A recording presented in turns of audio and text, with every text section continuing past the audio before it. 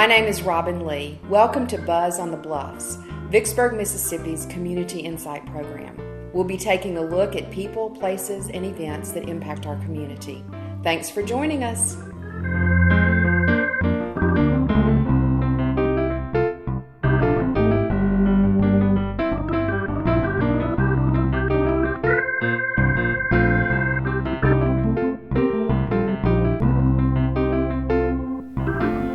Downtown Vicksburg today at the local Vicksburg Farmers Market, and joining me right now is Mr. Sonny Hale, who is are you the general manager? What's your official? Market manager. The market manager. Okay. Well, we know this is a very well attended program in downtown Vicksburg, so tell us a little bit about the farmers market and what you do, and just kind of how the whole operation runs. Okay. Well. As we said, I'm the market manager, and what I do is actually just coordinate the market, get the vendors, and set the market up, make sure the market runs smooth, and we try to recruit all the time and for vendors, and it just more or less just coordinate the program so we can have a good market come Saturday morning.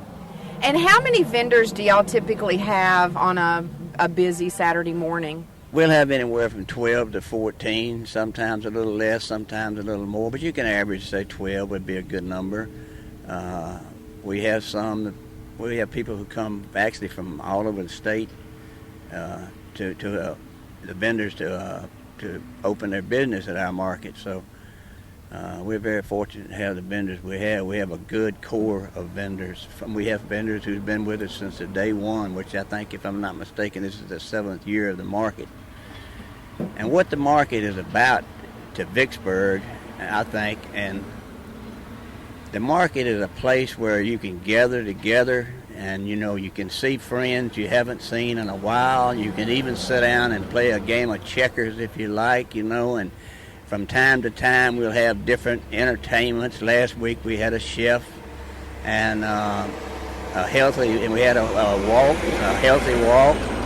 And our pride and joy of the market is the healthy part of it.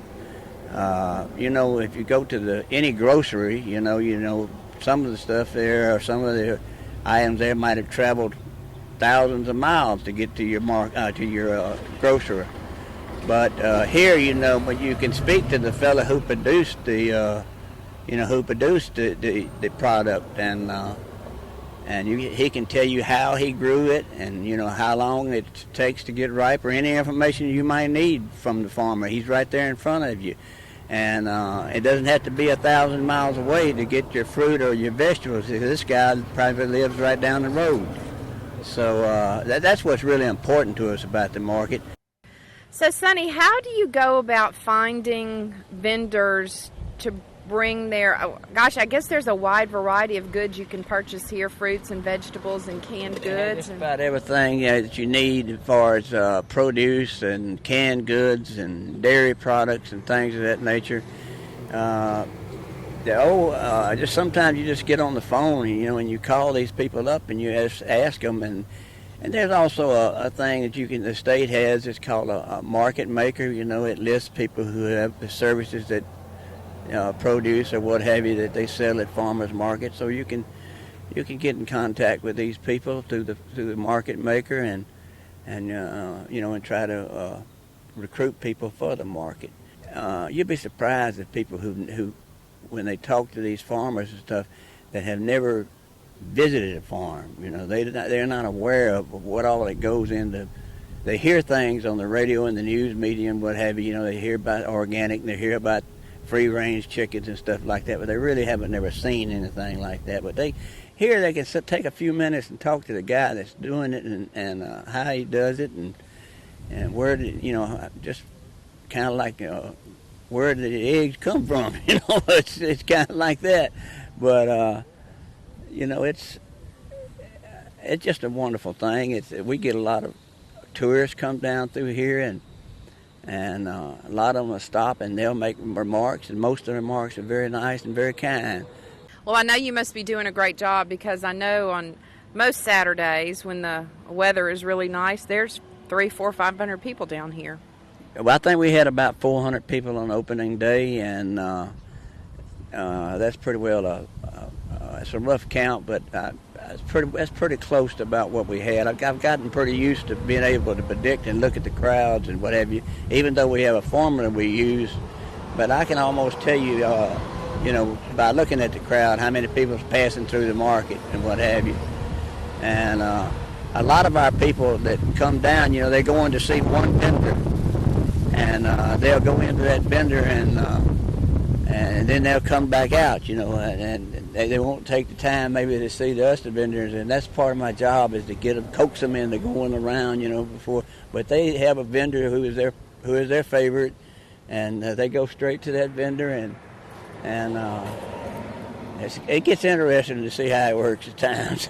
Well, Sonny, thank you very much. We're going to step over there and talk to them, and we appreciate all your efforts to get this organized. Thank you.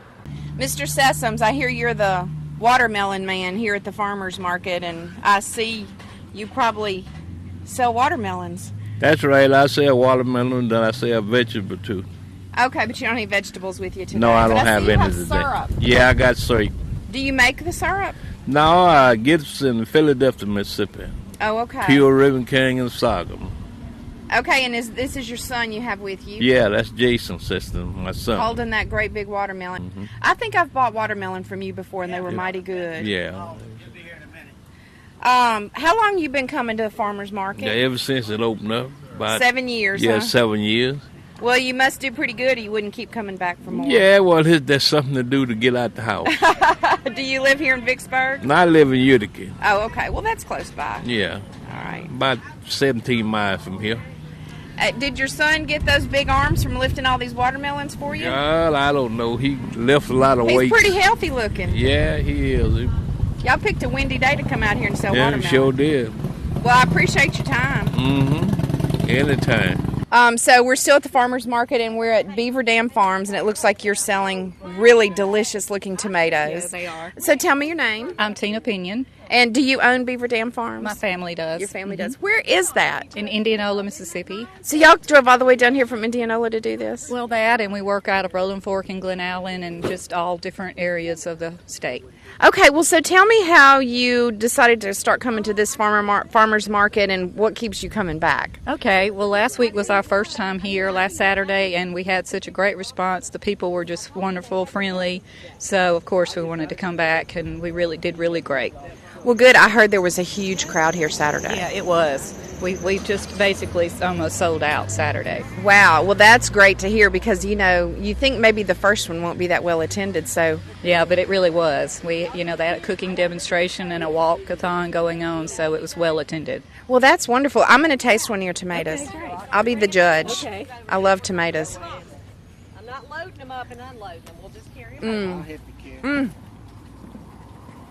What kind are they? They're hydroponic tomatoes. They're grown in water, no pesticides, no chemicals. They're just completely, nothing harmful to enter your body. So can you actually call them organically grown? Well, really you can't because that's a government-owned name, so we can't call it that.